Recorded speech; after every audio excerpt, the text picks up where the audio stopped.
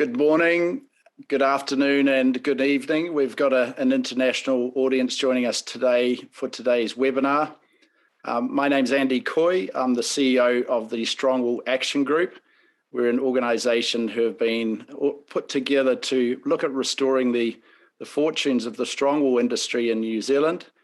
And it's through our work that we were conducting research in the United States looking at the carpet market, and we were looking at the synthetic carpet industry, which is a very large part of the United States industry. There's about 90% of the world's synthetic carpets are made in Dalton, and that we uncovered a chemical called PFAS, which has been used extensively.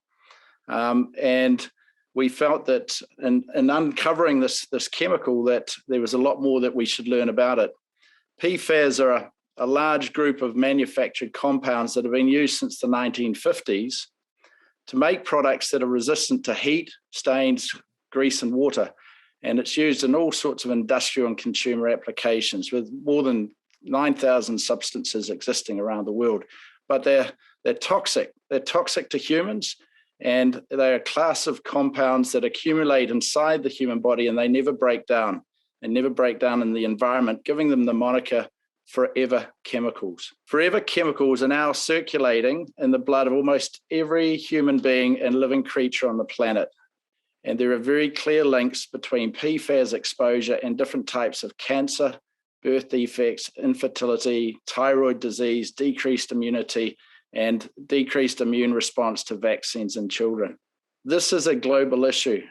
But what really struck me was in the last week, an article came out by Professor Karen Stockin of Massey University. And this is an article that'll go in the December issue of Marine Pollution Bulletin.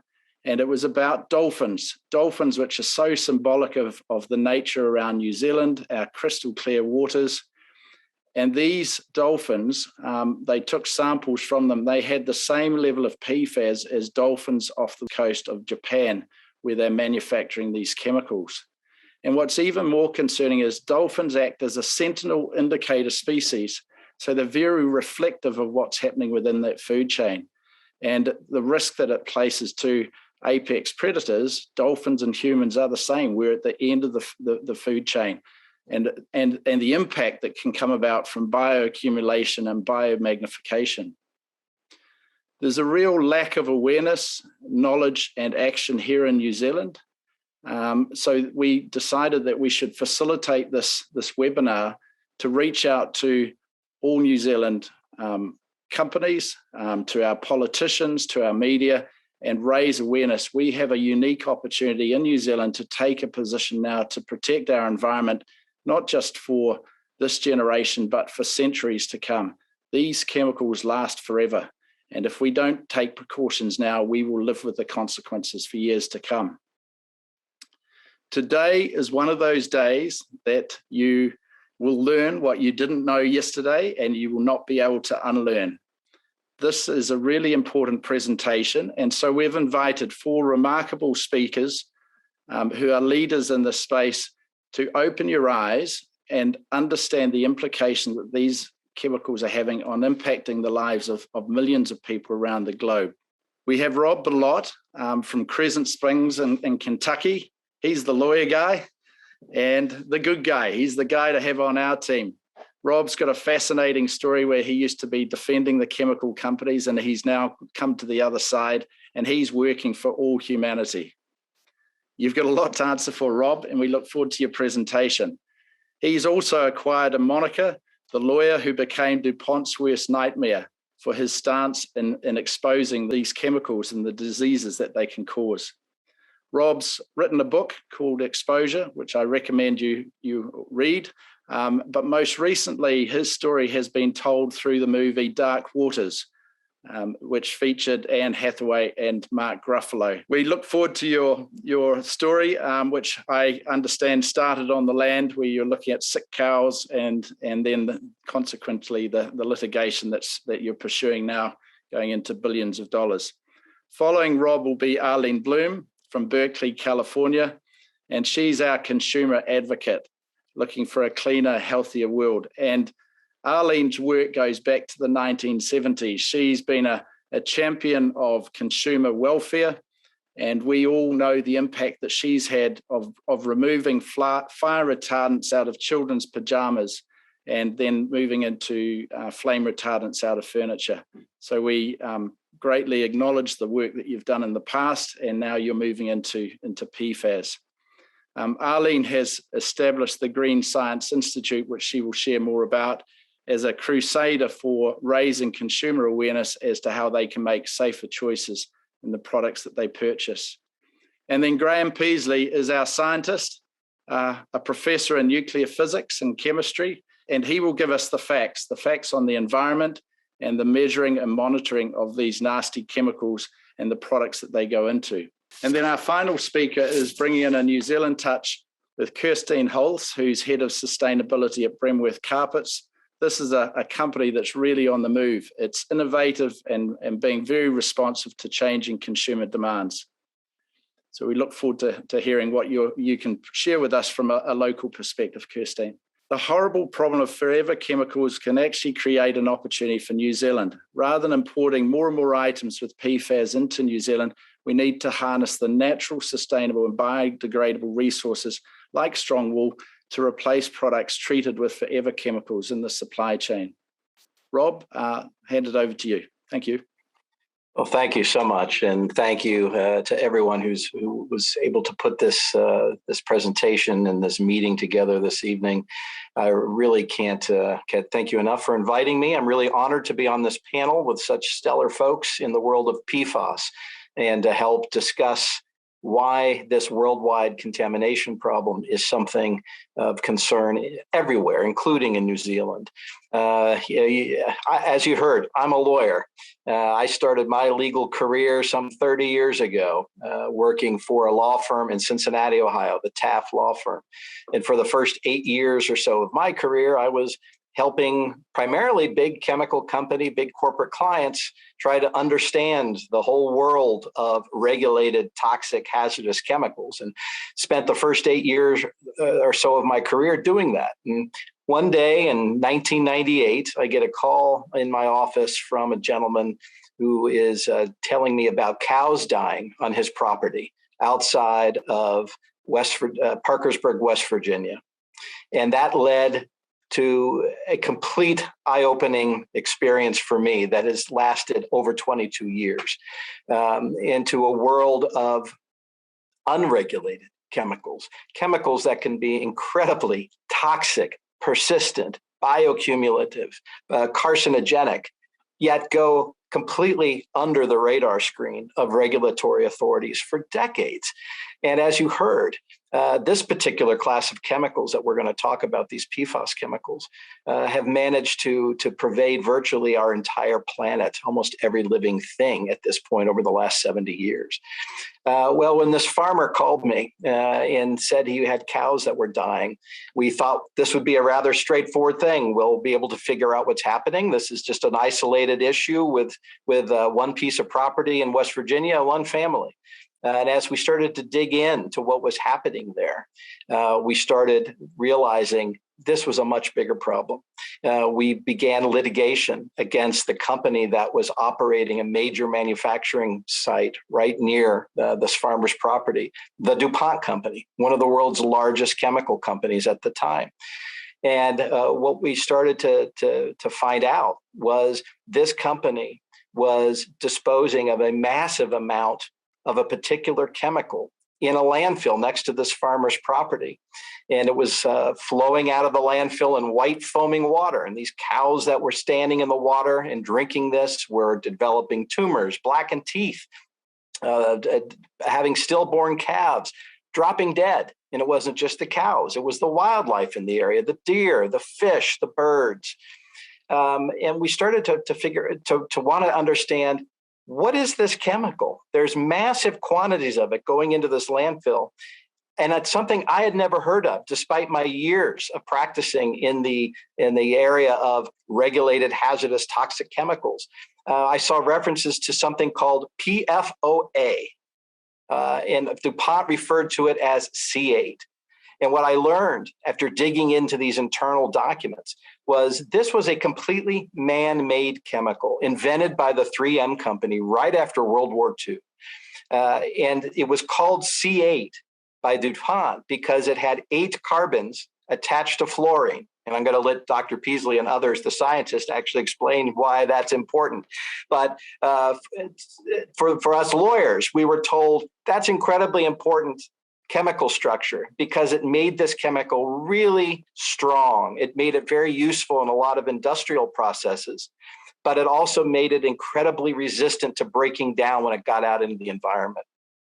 And what we were seeing in these documents is the DuPont company started purchasing this chemical from 3M as early as 1951 and was using massive quantities of it to make Teflon at their factory along the Ohio River. And that this chemical was being emitted into the air, was being emitted into the Ohio River. Massive quantities of liquid sludges were going into this landfill next to the farmer's property. And according to the studies that we were seeing, the internal studies that we were seeing, it was incredibly toxic. Animal studies that dated back to the 1960s were showing multiple adverse effects in different animal species, in different organ systems. And they were also getting cancer studies done by the early 1980s that were showing the chemical caused testicular tumors, not just might be linked with or is associated, but the company was looking at the data and saying this chemical causes cancer in animals. But what we were also seeing is the company realizing this is pretty toxic stuff, was starting to get concerned about what would it do when it got out into the environment. Now, you may be wondering, well, there would be rules and regulations for that, right? It's a hazardous toxic chemical. But what I was seeing was, no, that wasn't the case, because this particular chemical had been invented so early, right after World War II, it predated a lot of the rules and regulations in the United States addressing toxic chemicals. The United States Environmental Protection Agency didn't even come into existence till 1970. And some of the first rules and regulations about what kind of information you have to provide about your chemicals before you can put them out onto the market, those laws and rules really didn't start rolling out to the late 1970s. So this chemical had been used for decades before those laws and rules even came out. And under these new laws, when they came out, they really focused on new chemicals from that point forward. So what about something like this that had been invented in the 1950s, was incredibly toxic? The company's own tests were showing all kinds of toxic effects, not only toxicity, but carcinogenicity, but also the ability to persist. The companies were becoming aware by the 1970s, this stuff could get out, and not only could it cause effects in animals, but it would get into people.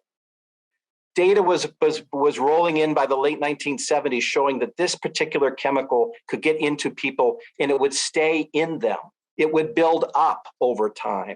The tiniest amount you would be exposed to could stay in you and accumulate over time, and that it would get in your blood and basically circulate through your body over time, coating all of your organs. So by the 80s, they were aware this stuff was not only toxic in all these different animal studies, it could be persistent, it could bioaccumulate, and it was getting in people. So the company, despite all that information, when these laws came into place, it was essentially up to the chemical companies that were using these chemicals to alert the US EPA if they had information like this that suggested an existing chemical could cause harm. And unfortunately, what we were seeing in the documents was, despite all this information about how toxic this stuff was and what a threat it posed, the company was deciding not to disclose it. The information was simply covered up and withheld. So here we are, I'm looking at this information in the early 2000s and realizing this chemical, here we've got a really toxic, hazardous, persistent, bioaccumulative, carcinogenic chemical that's getting into the water these cows are drinking. And frankly, nobody knows anything about it because the regulators have never been told it exists. We were able to settle that case for the farmer when we figured out what was going on. But what we really then discovered was it wasn't just the farmer's property. This stuff was in the drinking water of the entire surrounding community. That even though there weren't federal or state rules or regulations, because the regulators didn't even know this chemical was out there, the DuPont scientists realizing it was persistent, toxic, bioaccumulative, they said, gee, we're emitting this into the air from our factory. We're emitting it into the river. We're putting it into unlined pits. What would be a safe level for people who might be exposed to it? After all, there are public drinking water wells right next door and across the river in the direction of the airflow. So DuPont's own scientists sat down in 1988 and came up with an internal drinking water guideline for this stuff in water, no more than a part per billion, which at the time was about as the lowest level you could even detect it in the water back then. They went out and sampled public water and found it in the public water supplies. And unfortunately, at levels even higher than that, and didn't tell anybody. So I'm looking through all these documents in the early 2000s, realizing we've got this incredibly toxic, persistent, bioaccumulative, carcinogenic chemical. It's not just in one farmer's property, it's in drinking water of tens of thousands of people around the plant, never been told. We alert the US EPA in 2001, litigation continues for several years. All of this information finally makes its way out, starts to trickle out to the regulators and to the scientific community because of this litigation in the early 2000s. The US EPA announces that it's going to start possibly regulating these chemicals. In the mid 2000s, the companies announced they're going to phase out further production in the US of the one we were looking at, PFOA, the C8, and the very closely related chemical known as PFOS, also 8-carbon material, also made by 3M. Those two, PFOS and PFOA, would be no longer made in the US over the next 10 years. Those would be discontinued. And what we then saw happen is there was a lot of debate here in the US about whether or not exposure to those chemicals really could cause harm. Through our litigation, we were able to set up a process where we had massive human health studies, some of the biggest human health studies ever done. 69,000 people were studied over 7 years with independent scientists who were able at the end of that process to confirm drinking PFOA was linked with causing 6 different diseases: testicular cancer, kidney cancer, ulcerative colitis, thyroid disease, preeclampsia, and high cholesterol. That process stretched over 7 years. But at the end, by 2012, when that information came out, the regulatory authorities in the US started finally going out and requiring public water supplies all over the US to look for PFOA and PFOS. We started seeing those chemicals found all over the country. And then what we also started to see was we started to realize we weren't dealing with just the C8s being found in drinking water and in blood all over the United States. During this 10 years that those C8s were being phased out in the US, the companies simply tweaked the chemical a little. They knocked a couple of carbons off. And instead of making C8s, they were starting to make C6s, things like Gen X that were being made by DuPont or Adana by 3M. These replacement chemicals started coming out onto the market. And as people and scientists and regulators started to realize, whoa, this is a much bigger issue. This is not just C8s, this is C6s, C4s, C10s, C12s. In fact, there are hundreds, if not thousands, as you heard at the beginning, of these PFAS chemicals out there. How do we address this issue? And as this information finally started to come out in the regulatory world in the United States, one of the things that I became concerned about was finding ways, how do we get the information out to the public about the fact that these chemicals are in water, drinking water, in blood, not only in the United States, but frankly now in other countries, because the chemicals were used not just in Teflon at DuPont or in Scotchgard. They were used in a wide variety of different products over the years, these PFAS chemicals: stain-resistant waterproof clothing and carpeting, cosmetics, firefighting foam, a whole variety of different products. And in particular, with firefighting foams, this stuff was sprayed out into the environment, outside of airports, outside of military bases, outside of firehouses across the country. People started investigating and finding PFAS contamination worldwide because of these firefighting foams. In Australia, in New Zealand, everywhere. And we also started realizing we had people that were particularly highly exposed, like firefighters, who had been bathing in these firefighting foams, not knowing that these chemicals were in the foams, or possibly their turnout gear had been coated with chemicals that had been using some of these PFAS chemicals in the past. So the scope of the problem has now expanded to a global one. What started with a farmer in West Virginia with several cows that were getting sick, we now know is a problem that affects virtually everyone on this planet.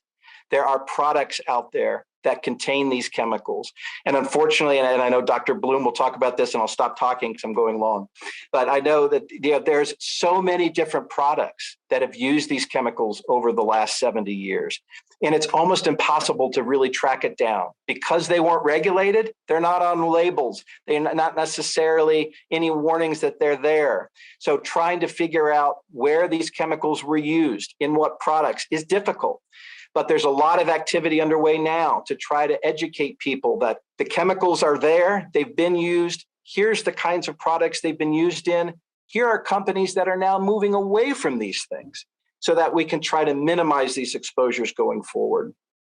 And again, part of the concern here was making sure, how do we bring this story out to people so that they realize why it's important to them? And it was incredibly fortunate that we were able to have the documentary, The Devil We Know, made. That's, I think, available on Netflix in most places, and the movie Dark Waters, so that people can see this story and see what it took for one community in a small town along the Ohio River to bring this information out and to actually get this information about this health threat to the world, to the public.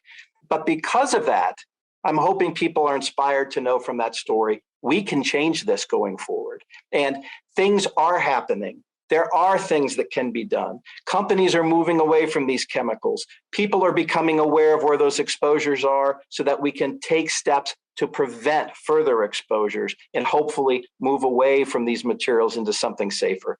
Thank you so much for the opportunity to talk with you this evening, and I will turn it over to my other panelists and esteemed colleagues. Thank you. Thank you, Rob. That was awesome, as always. And thank you, Andy and Jack and all my good New Zealand friends. New Zealand's one of my very favorite places. I'm here a number of times climbing in the Southern Alps, and I wish we could go visit now, but here we are on Zoom. You said I'm the executive director of the Green Science Policy Institute and also a chemist at Berkeley. And our organization are actually scientists who write papers with an eye to changing things to make the world healthier. And we bring together business, government, nonprofits, academics to come up with big ideas. And we publicize, we work a lot with the press to get out the papers and the big ideas. And that leads to both a change of government policy and also can happen even faster, change in manufacturing and business policy. And so just the big picture is, as you've heard, there's tens of thousands of chemicals out there. And it takes years just to evaluate one chemical and determine it's hazardous, and then years of advocacy to get it phased out. And then there's the tendency to replace it with another chemical, as Rob was saying, almost identical in structure, function, and unfortunately, toxicity. So at one of our retreats, and that Graham was there at our first retreat, and we thought about the many toxic chemicals present in everyday products and this confusion of tens of thousands of chemicals. And we thought, what if we organize these chemicals into families or classes with similar properties? And we came up with the idea that there were 6 classes or families that contain a majority of the harmful chemicals in everyday products. And I'm going to encourage people to go to 6classes.org. We have a 4-minute video around each of these classes, and you can learn where the chemicals are used, why they're harmful, and what you can do to reduce your exposure. Now, some of these classes contain useful chemicals, useful properties. And so if a chemical's in this class, we say, though, is it really necessary? Is it worth it? If you say to a mom, you can have a beautiful white stain-resistant chemical you can wrap chocolate ice cream on, but the chemicals that make it stain-resistant are toxic, and they're going to be in your children's bodies for years to come. she might decide it's not necessary to have that carpet or worth it. Or if she really wants that white carpet, then let's find a safer alternative with green chemistry. So the first class, which is my favorite, is PFAS, as Rob was telling us. And it's my favorite class because it's the best and the worst. It's actually super useful and super problematic for the same reason. The carbon-fluorine bond is one of the strongest in the periodic table. It takes the energy of lightning to break it. So molecules with carbon-fluorine bonds are forever molecules. They're on the planet forever. And Rob was talking about C8 on the top, PFOA, 8 carbons surrounded by fluorines with carboxylic acid on the bottom. And that's the story Dark Waters and The Devil We Know. They're about PFOA. PFAS is a very similar molecule, 8 carbons with a sulfonic group on the end. And these were the main PFAS used for a long time. They give oil and water repellency, but they last for geologic time. So I think Rob said many of the uses: carpets, food packaging, furnishing, cosmetics, outdoor gear, clothing, and firefighting foam has been one of the biggest problems in testing of firefighting foam, where thousands of gallons of it are just washed into the ground and our water supplies. So I first became aware of PFAS trekking in the Himalayas. I'm actually a mountain climber, which is why I've come to New Zealand so many times, great mountains. And I was trekking back in 2012, reading a book called Stain-Resistant, Non-Stick, Waterproof, and Lethal, which is the same story Rob was telling about things with the cows in West Virginia. And I was trekking with a scientist who was an expert on these chemicals, a Swedish scientist, Anna Sharman. And everything I read, she'd say, it's worse than that. And I was like, oh my goodness, I can't believe this. And so we came back from the trek and started a scientist group where once a month scientists from all over the world get together and talk about what can be done about PFAS, the latest news. This has been going on once a month since 2013. And now with the pandemic, we get to see each other's houses and pets, getting to know each other. So again, as Rob said, PFAS is in nearly all of us. And there's a wide variety of health harms. Rob's good work led to discovering 6 of them, but since then we found so many others. It attacks systems all over our bodies, many different mechanisms. So bad chemicals, I'm afraid. In 2015, after our trek, our scientists wrote a statement calling on the international community to limit the production of all PFAS, not just the long chains, and develop safer alternatives. And this was the first time that PFAS really got a lot of press. We did a big press campaign in 2015. It's a series, if you really start to love knowing about PFAS like I do, Sharon Lerner's series in The Intercept, which began then, is fantastic. And it culminated in early 2016, in the story about Rob, the lawyer who became DuPont's worst nightmare. And that story really reached everyone.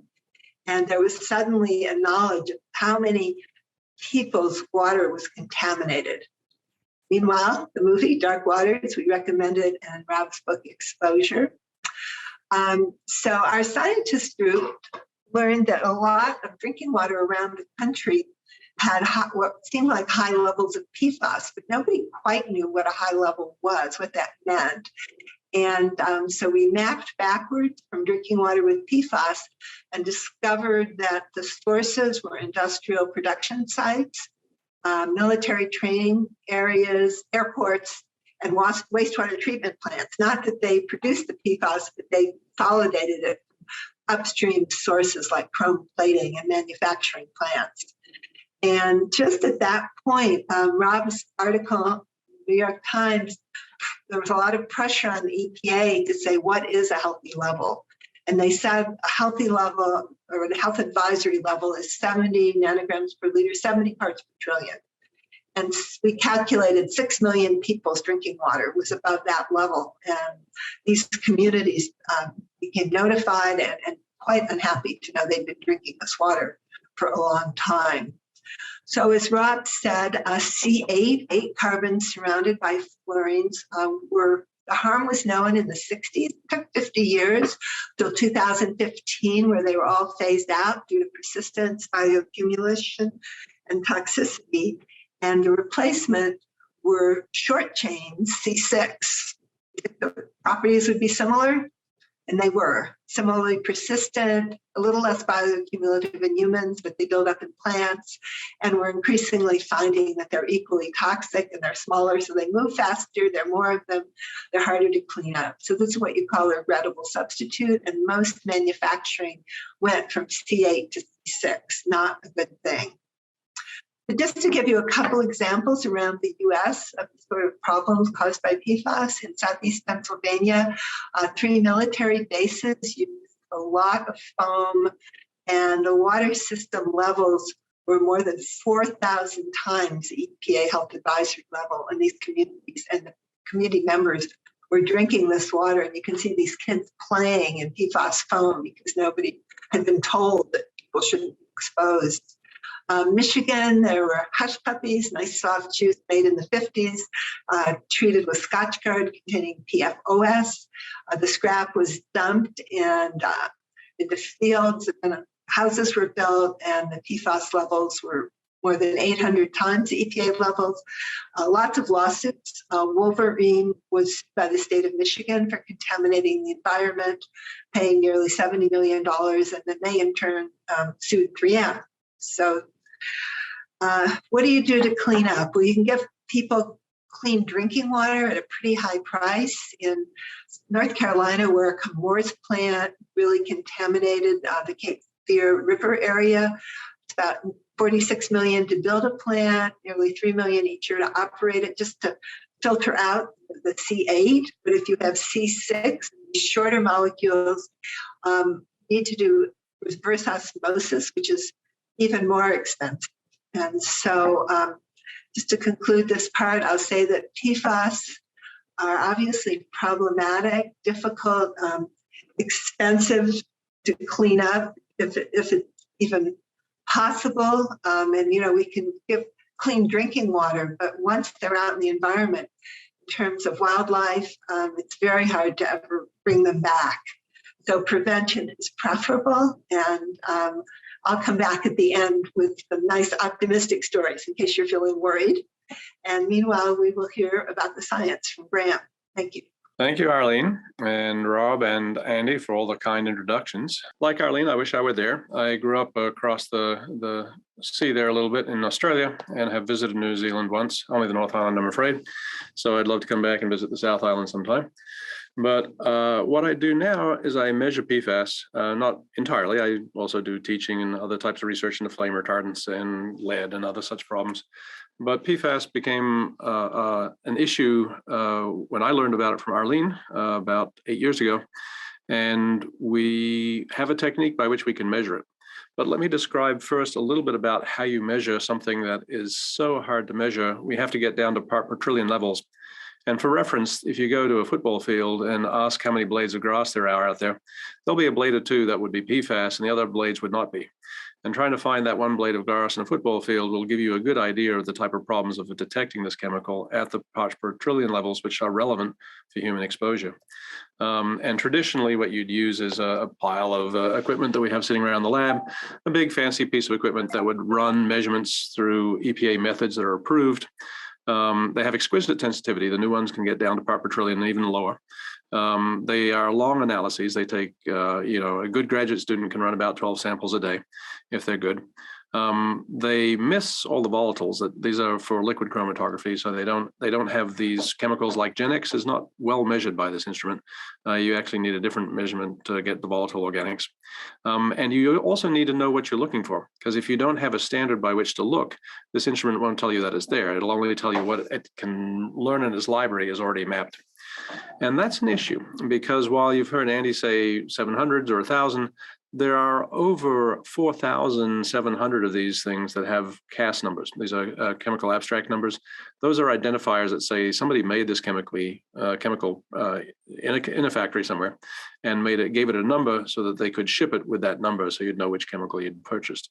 If not necessarily all 4,700 were ever developed and sold, but at least that many were made and got an ID identifier attached to them. And in reality, once they hit the environment, while the base chemicals never break down, the big structures of them can break down, and there are probably some that we haven't even identified yet because they've been in the environment and they've changed their configuration. And we'll talk a little bit about what that means. But what we've done here, and I'll just give one slide to plug what we do, is developed a particle accelerator method, which is why a nuclear physicist is talking to you.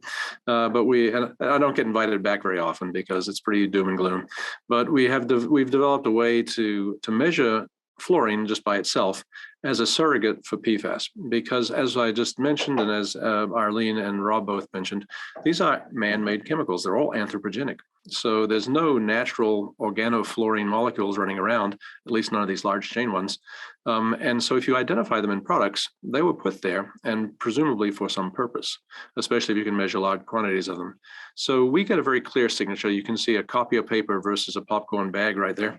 And the popcorn was, of course, why would popcorn bags be treated with fluoride chemicals? Well, when you put them in the microwave and first take them out, you see steam come out of them. And somebody thought it would be a good idea to put paper bags in a microwave full of water. The kernels contain some water, and when it heats, you get soggy paper bags if you don't treat them somehow. And so these bags were for a long time treated with PFAS and put in contact with butter and heated at 200 degrees, and you ate it. That's probably not the best place to put your man-made chemicals. Not necessarily for it all getting into your digestion right away, but where does that bag go after you're finished? 100% of it will go to the landfill in the US, and that will decompose through 60 days in anaerobic digestion into the leachate water, which is then subsequently drunk. So you or your children will be drinking this for decades to come. We published this method, and one of the first things we did is work with Jennifer Field and others, the leaders in the field that knew what they were doing. And we proposed that we measured this much fluorine, and they were shocked to find out that most PFAS that were in environmental samples, they identified very clearly. It had lots of papers out identifying them, but they were measuring between 1% and 10% of the environmental load that was out there back in those days. This was only a few years ago. They've gotten better. They're up to about 20% in some cases, 30% in some cases. But we see fluorine totaling far higher than that in papers and textiles, where you would never expect to find inorganic fluoride or any other types of fluorine in there, except intentionally added PFAS. And so this missing mass is a great concern to us. While we know that these things are toxic at part per trillion levels, and we see them in the environment at those levels, or even higher, we also are aware that there's a whole bunch that we don't measure with the traditional techniques. Our technique is fairly new and only a few people use it. We've compared it against other, what we call total fluorine methods, and they agree. We see a lot more fluorine than's out there. We call it PFAS precursors. And these are big molecules that have broken apart into some other molecule that we don't quite know what it looks like, and it's hard to identify chemically. And then we just measure that it's there. And there is a competing methods that we won't talk about because I don't do them, but they're wonderful methods that will give you the same result. And the idea is, if we could use these methods to screen products quickly, could you tell us where the PFAS are being used and where they're not being used? So we tried it, and it worked wonderfully. Much to our surprise, we looked at fast food packaging in the United States, which is a fast food country. And in 2017, we published this paper about fluorinated compounds in food packaging. And everybody read it. Everybody got alarmed that it was in their favorite hamburger or taco or hot dog or whatever it was. And we got 142 news articles out of this thing, or something of that level. So it got in the news stories, and that's the role that the media plays in trying to disseminate this into the US.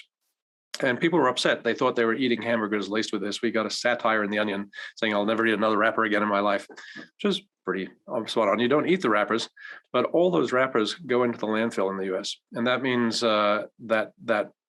that chemical, 100% of it, not just the part that might contact your French fry for 30 seconds, but that all that material will end up in the drinking water of the whole country. And that's the concern. And so this got us into lots of other areas that people were interested in.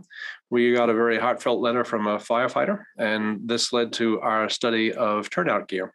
or bunker gear as it's called here, but it's the firefighting protective, personal protective equipment that firefighters wear in a fire. And you've seen them in these reflective stripes so they don't get hit by cars, then and the thick layer outer, and then the moisture barrier inside. And we asked the question, is PFAS used in these? Because on the one we'd looked at, it was. And yes, it is used in all gear. In fact, it's required to be there by the way these things were regulated. Does it come off? It proposes no hazard if it doesn't come off. And the question is, does it come off on the firefighter, or does it come off in the landfill at the end? And then do the PFAS get into firefighters is the third question. And what we found is that there's two primary types of fluoropolymers used, and these are plastics made out of these fluorochemicals. One is Teflon, which is well known to most people if you've ever used a Teflon tape anywhere. It's a long chain, infinitely long chain of these carbon-fluorine bonds. And as such, it's not so dangerous. It's so large, it won't go through your intestinal barrier and you'll go right through you. So therefore, it might be safe, except for the fact that Rob proved way back in the early 2000s that when you make Teflon, you need a lot of PFOA around. At least that's the way they used to make it. And this chemical came laced with it and was also still in the gear back before 2016. The other thing we found was these textiles were treated with something called a side chain fluoropolymer. In this case, a methacrylate backbone, which is a synthetic fiber like nylon that's a lot of carpets and textiles are made from, that you can add fluoropolymers to the outside, and it gives remarkable water resistance to it. The water just jumps off the fiber and doesn't stain so it has oil and water resistance to these things. The chemical industry has responded and said, oh, fluoropolymers aren't dangerous. You don't want to lump them in with those nasty ones like PFOA, which we've regrettably now stopped making. But in fact, you get PFOA as these polymer aids, the polymerization aids, and they have to be there because this doesn't like water very much. So they have to be in another chemical like themselves. And these chemicals are again replaced from PFOA to C4, which are perfectly safe, they told us, because they don't last in your body but mere days, and the other chemicals last for years, which would imply that it was safer. Until, in fact, you look at some of these new articles that came out. This is one that came out this year in January. The first COVID cohort in Denmark that Philip Grandjean studied was outcomes of COVID patients. And he looked for presence of PFAS in their blood, and there was no correlation between COVID and PFAS, except for these replacement C4 chemicals. When you had higher C4 chemicals, you had worse outcomes being intubation and or death. Those are pretty bad outcomes from COVID. And these folks in Denmark showed that it was correlated with the presence of C4, which has some explanation because C4, one of the ways you excrete it from your body is to exhale it. It's so short, it can go through the lungs. And putting the world's best surfactant or soap into your lungs changes the function of the lungs. And that wouldn't matter except, whoops, we have an accidental worldwide pandemic, which happens to be a respiratory virus. That's a bad combination. So I think that none of these PFAS are going to be deemed desirable in the long run or safe.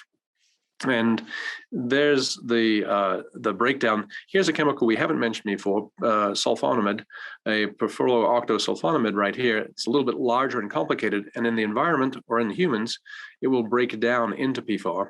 And this is the group that's used on these side chain fluoropolymers. If you look really closely, that's the part that never decays away, except right at the very bottom, it's a carbon-carbon bond, not a carbon-fluorine bond. And that bond certainly can break. And that's what we observed in the gear.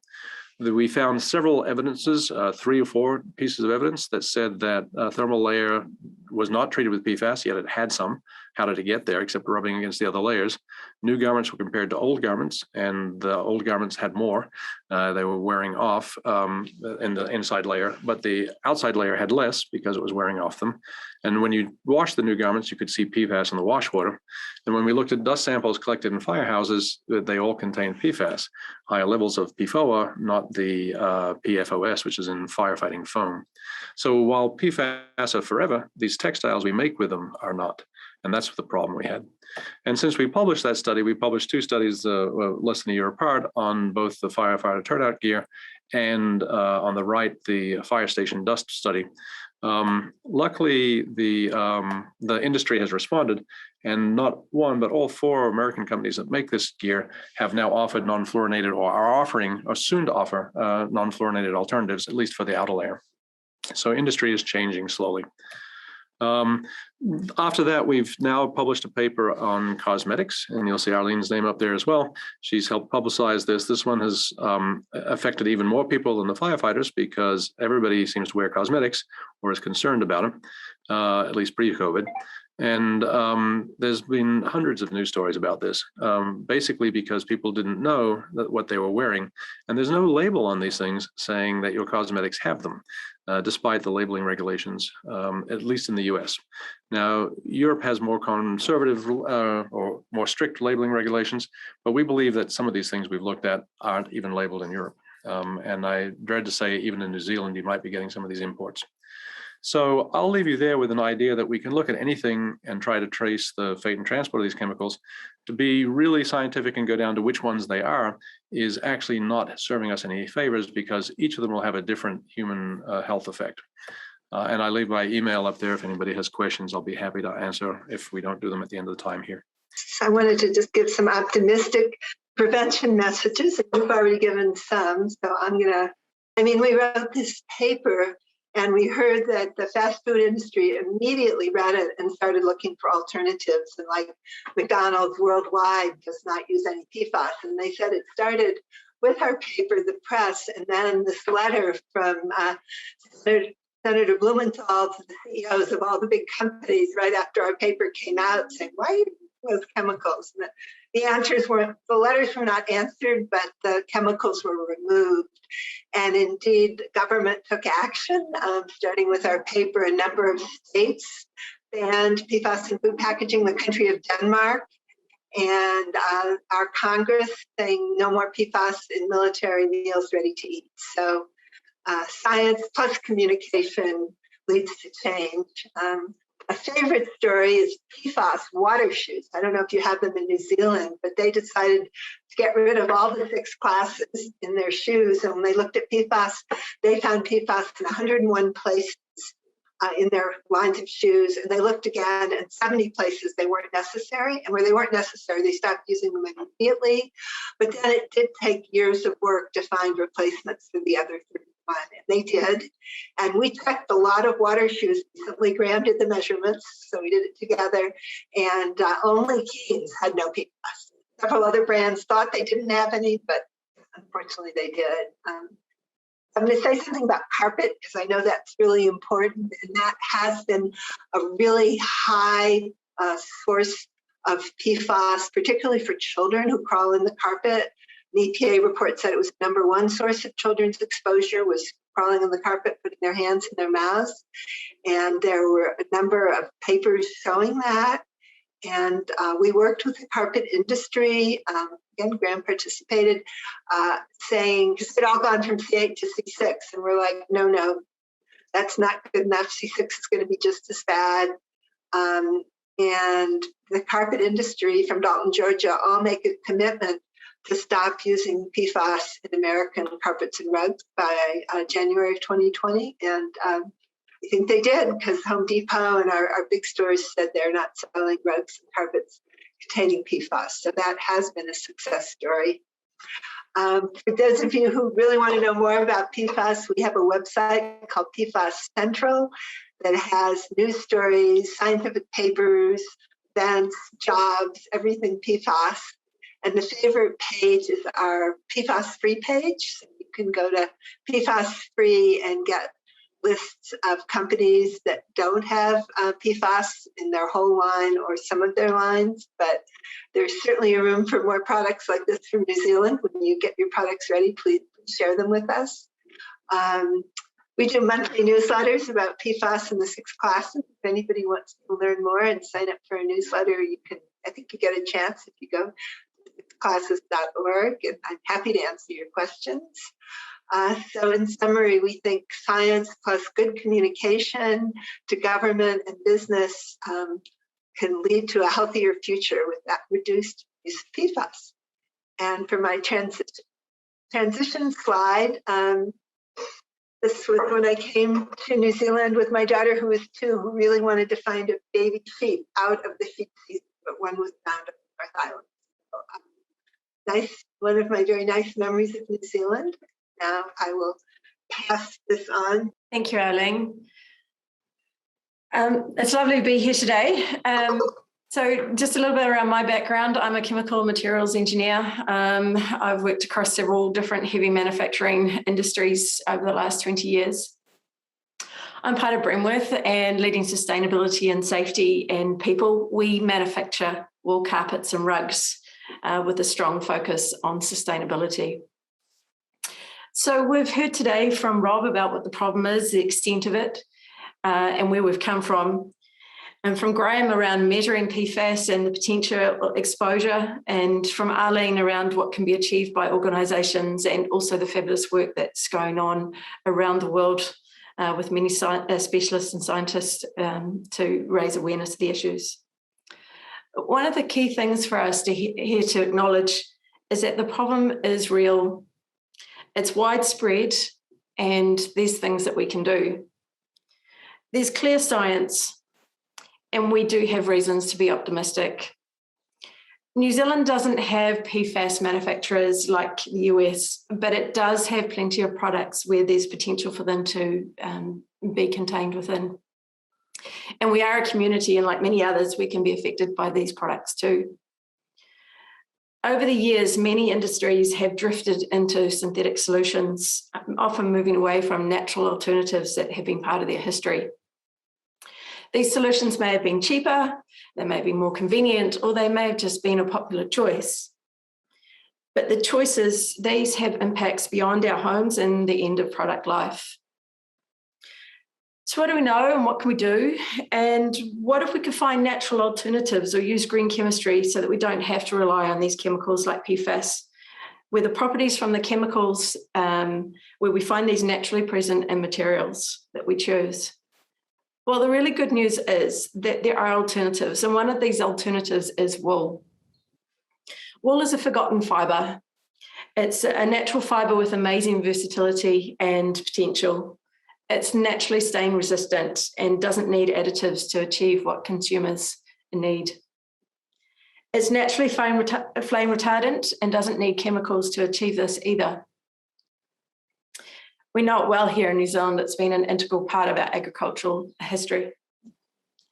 So there's plenty of reasons to embrace natural fibres like wool, and there's other natural fibres that are currently being explored too. We see a lot of work around hemp and linen.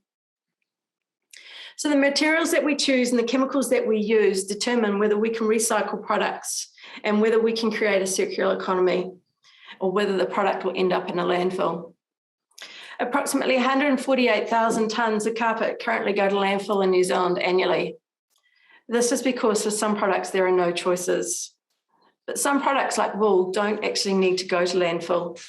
We can recycle them into other products such as underlay. But that's not the case for all carpet. Ultimately, we need to aim for compostability, which is so much more than biodegradability. We're seeing more and more that consumers value natural products and wool products. Where do you buy these things? And how do you choose what you bring into your home? What we can all ask for is transparency, options for natural fibres and materials, and options to remove plastic where possible. Do you know where you can actually go to get these products though? Because they're really hard to find. When you go into a shop, how do you know what you're actually buying? So we have an opportunity to think about our home as a biome and create a safe haven for us. When we're aware of this problem, we are able to make a change. It's much easier for us.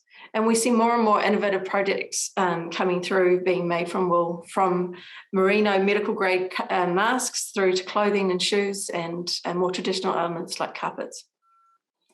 And there's a potential here for really exciting things to emerge. We heard earlier that there's a number of ways that we can change things and how this can come about. You know, firstly, we can have regulation with rules and limits, or we can have change through education and science and environmental communication. But it's the next two pathways that I really want you to think about. And that's around what manufacturers and businesses can do in terms of the choices that they make to sunset and remove these chemicals from their operations and centre their decisions around product and what's the right thing to do.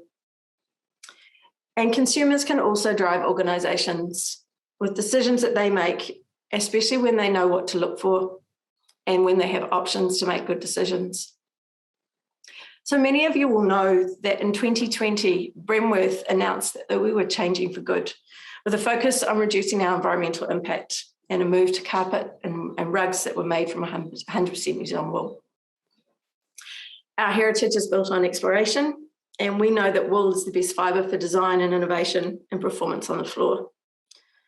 The first step of our journey was to stop synthetic carpet production, and we marked this historic date earlier this year, significantly reducing our environmental contribution.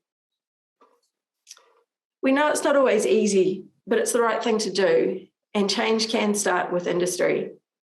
As businesses, we don't actually need to wait for regulation. We can take the step to remove these non-essential chemicals like you've heard today.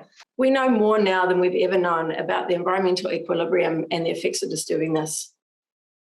We know more about occupational health effects, toxicology, and exposure from man-made chemicals and their persistence and bioaccumulation. We can't unknow this, but we can make decisions as companies about what products are available and informed choices as consumers about what we'll accept. Ultimately, we know that it's best to stop things at source and to look for alternatives that are credible and available, such as wool and other natural fibres. It's better for you and it's better for the planet. What would you prefer for your family? Thank you. Over to you, Andy. Thank you, Kirstine, and thank you, our American friends, for sharing your perspective on PFAS. It's remarkable, it's eye-opening, and I hope that all those that have joined into the webinar today really take on board the different points that you've highlighted through your journey of discovery. Rob, you're the man. You've revealed this. You've taken on the big companies. You're bold and brave, and we've got to really thank you for raising this in a way that you're out here protecting humanity and the global biosphere. No pressure. But with a team like Arlene and Graham here, where Arlene, your communication to consumers and the ability to make it understandable and digestible, I encourage everyone to look at the Green Science Policy website and look at the 6 chemical classes. Arlene also made reference to Sharon Lerner from The Intercept. There is a library of articles based on the chronological findings that Sharon has revealed that give a really interesting and put it into a historical context with breaking articles coming out every month. Do take the time to read Rob's book on exposure and take the time to watch Dark Waters. It's a wonderful movie. And it's real, and it's one of the best ways of communicating this to the wider public. Interesting that just the timing of this webinar in the United States under the Biden administration, the Environmental Protection Agency, the EPA, put out their strategic roadmap for handling the PFAS chemicals. And for everyone in government, I'd recommend having a look at it. We can do better than what the US can do. It's they're little steps, and I think we can be bolder and braver in protecting our island. So I commend the 3 Americans, Rob, Arlene, and Graham, for your vital and meaningful work, and we certainly greatly appreciate the time that you've taken to speak to us today. Graham, could I ask a question to you? What are effective ways of disposing of PFAS contaminated products? The safe way to remove a carbon fluorine bond is to incinerate them. And there's disagreement as to whether that's safe to be near the incinerator. But if you take it to high temperature, a high temperature modern incinerator will break the carbon fluorine bond up above 1,000 degrees. And that will lead to inorganic fluoride raining out, which is not a hazard. But there is, unfortunately, a long history of incineration in the US that didn't go very well. Europeans have done much better with it. And so you can dispose of it at hazardous waste at an incinerator. But it's got to be high temperature and maintained and run properly. Are you getting companies having to take responsibility for products at end of life? Not that I've seen yet, but that would be a wonderful thing to encourage companies to do. Arlene, you profiled a lot of high-profile brands. How should we come to learn and understand whether those products are containing PFAS? You know, you've mentioned fast food products. Are these are global brands, but is it the same packaging standards around the world? And if we go to the work that you've been doing, Graham, on cosmetics, skincare products, this is something that a very large portion of the population are using on a daily basis. How can they have confidence in the products that they're purchasing, that they're free of PFAS? McDonald's did get PFAS out of all their packaging worldwide. So some international manufacturers, IKEA, for example, stopped the use of PFAS in all their textiles worldwide back in 2017. So there's certain companies that are doing that. On our PFAS-free page, we try to list the ones that we know about, but the lack of transparency is a huge problem. The chemical industry somehow doesn't want us to know what chemicals are in products. And I always say, if your chemicals are so harmless and great, why can't we know what they are? But it's kind of it's a huge problem. You know, some cosmetics, the PFAS is listed on the label, but most of them it isn't. But the good news is, after the paper came out, both with fast food and cosmetics, the industries have taken note, and I think they're starting to reduce the use because they know it's going to be trouble. So I think science can uncover these things, and then hopefully companies will move, and government can really help, but government is slow. I see on your website you have a New Zealand brand, Allbirds, which is a PFAS-free brand. I do have a question here from an anonymous person asking, are there any verification protocols for PFAS-free claims? I was thinking about answering that one, and it's easy to say, it's much more difficult to do. As Arlene suggested, if you are a company that manufactures a product, you can insist on a supply chain that's PFAS-free. And that's the first barrier that you need to do. But now you need to also verify, trust but verify, whatever it is, where you'd like to do a test and see. Unfortunately, the tests are not easy. You need to have a pretty good laboratory to tell the individual PFAS. And there's also what I'd call disreputable claims of being PFAS-free when they're really only C8-free. That means that you pay for a certain amount of $200 for a test, and it says, yeah, there's no PFOA or PFAS, but you didn't pay the $600 test to see that there's no PFHXS or these other PFAS that are replacements. And there are many that come out with quote unquote standards that you buy your different standard as to how clean you'd like to claim to be. What you really like to do is test that if there's no fluorine, there's no PFAS there. But that's a little bit, you can't do that in cosmetics so easily because there's some inorganic fluoride. So you do have to have a fairly sophisticated test to tell it apart. And we're working on getting screening tests for these things, but the companies will have to undertake some testing protocol, which would be through a certified lab that they have no PFAS intentionally added. And I think that's the real trick, to get rid of the intentional ones first, and then we'll worry about the strays. And I was just going to add, in the U.S., this has become a real concern for regulators. Still here in late night television, you may see products advertised as PFOA free. And again, we're talking about a lot of complicated terms here: PFOS, PFOA, PFAS. So it's confusing. And so people see that and they may assume that means none of these chemicals are in it. But in fact, that's just one of them. That's that original C8 we were talking about that's been phased out, but that doesn't mean it doesn't have the other PFAS, PFAS chemicals in it.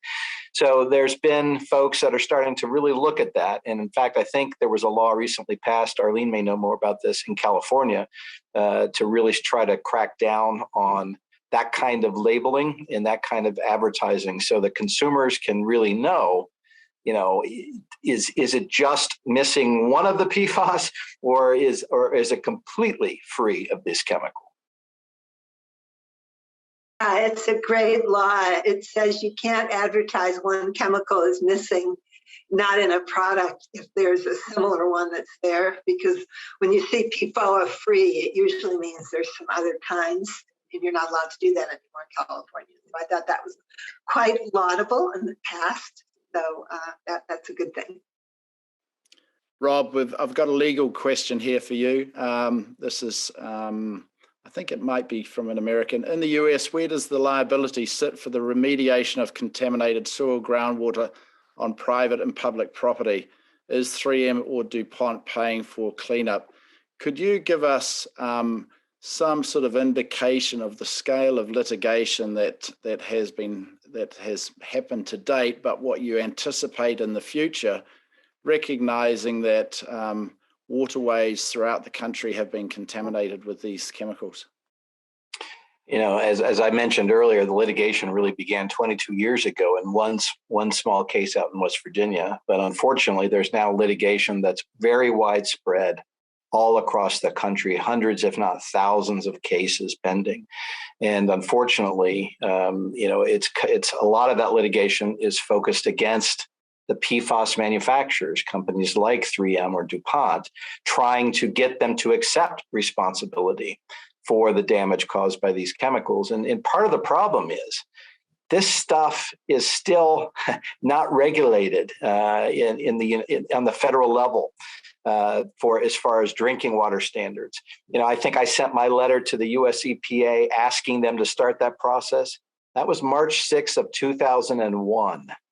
All right, 20 years ago. And this process is still grinding through in the United States. It's a very slow, very cumbersome, very time-consuming process. And we just had, as I think somebody mentioned, the US EPA activities here recently. They just announced that they're going to do that. They're finally going to take action to begin setting enforceable drinking water standards, declaring them hazardous under federal law. But that's still going to take some time. And unfortunately, what's happened during this last 22 years is people have been forced to go into court in order to get their water cleaned up and to get folks to pay to clean up and to accept the damages. There have been some settlements. You know, some of our cases we were able to resolve for folks, but it took a long time. And there's a lot of those cases still pending. And so I anticipate litigation is going to continue, and not just in the United States. We're seeing similar issues pop up worldwide. You know, there's a lot of news now in Belgium with the 3M facility outside of in Belgium, and as the sampling continues, and we continue to see how big of a scope this is and the contamination is, I suspect we're going to see this kind of litigation continue until there's really not only enforceable laws that say, here's the standards, here's the limits, but laws that say, here's who's really responsible for paying for it. And that's really a big problem, because right now in the United States, a lot of water providers, municipalities, cities are being stuck with having to spend millions and millions of dollars to clean the stuff up out of the water, and then spend a lot more money litigating and fighting to try to get that money back. So as a lawyer, I'll be the first to tell you, that's not the way it should happen. People shouldn't have to be going into court to do this. But waiting for these regulations and waiting for this to play out, unfortunately, that's the only option in the meantime. And I see it continuing for a while. Just we're running to time now. Could I just ask each of the three from the US just to make a one-sentence recommendation to New Zealand as to what we could do as a nation to help protect our environment and our future? Guess I'll jump in first, since I've been doing if there was last one talking, I'll jump in. Again, thanks so much for this opportunity and this discussion. I mean, this is exactly what we should be doing and what should be happening in New Zealand as well. Discussions like this, sharing the science, sharing the facts about what we know about these chemicals, where they've been used, what processes they're in, where the exposures are. This is the important part. Sharing this information, getting these stories out there. And so this is incredibly important. And I'm hoping people are encouraged and inspired when they see these films or they see this story about the other communities that have dealt with this, that a lot's been done. There's a lot of history here. There's a lot of science that's already out there. Let's use that and let's move forward. And communities that are finding out this stuff's there, we don't have to go back and reinvent the wheel. Let's talk with the scientists like Dr. Peasley and Dr. Blum, people that know this information. Let's build on that, move forward. And I think there can be incredible progress toward minimizing people's exposure in the future. And we're seeing companies take steps already to do that even before those regulations, which are in the slow burn process. Companies can take positive steps, as Dr. Holst said, to do it on their own now. And that's critically important. So thank you.